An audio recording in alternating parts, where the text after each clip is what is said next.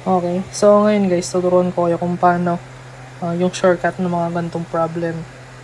Okay, so may formula pala yan. Ito yung singles minus doubles plus triples.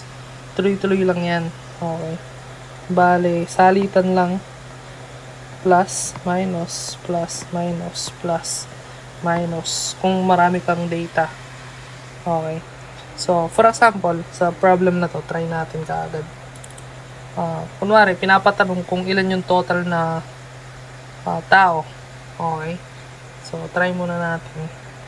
Singles, ito yung, for example, ito. 44 engineers, 64 dancers, tsaka 94 model. Yun yung mga singles. Yung isa lang yung data nila. Yung doubles, ito yung 14 are engineer na dancer pa. Yun yung mga doubles. Okay. So, try natin alamin yung total. So, sa Venn diagram, ganito lang, di ba? Pero, syempre, kung nasa board exam ka na, kailangan mas mabilis.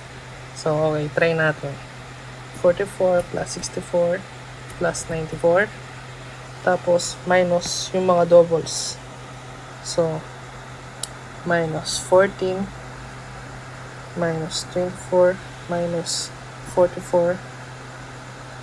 Ayun. Tapos, plus yung triples. Bali, ang triples natin dito is yung 4 lang. So, plus 4. So, ang nakuha natin sagot, 124.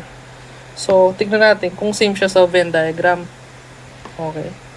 So, 10 plus 10 plus 10 plus 20 plus 4 plus 40 plus 30. Ayan. Same din. Okay. Kita.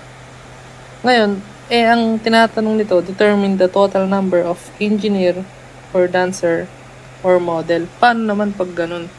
So, pag ganun, same method lang. Pero ang pipiliin lang natin is yung kung saan lang siya apektado. Okay. So, para mas maliwanagan, try natin sa engineer. So, ilan ang single ng engineer? 44. Minus yung doubles niya. So, ano ba yung mga doubles niya? Ito. 14 are engineer and dancer. Nabanggit siya doon. So, minus 14. Dito, nabanggit pa siya sa 24. Nabanggit. So, minus 24. Tapos, saan pa? Dito, sa 44, nabanggit pa siya? Hindi, kasi dancer and model siya. Okay. Tapos, sa triple naman, nabanggit siya. Ayan, engineer. So, plus 4 tayo. Plus 4. Ayan, so 10. 10 daw ang engineer. Tama ba? Tama. Siyempre, tama yan. Try naman natin sa model. Okay.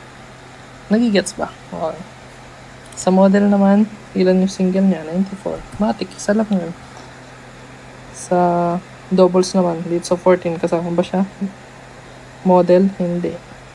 Sa 24, ayun kasama. So, minus 24. Sa 44, ayun kasama. So, minus 44. Tapos, plus triple.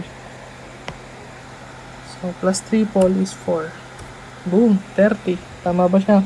Matik.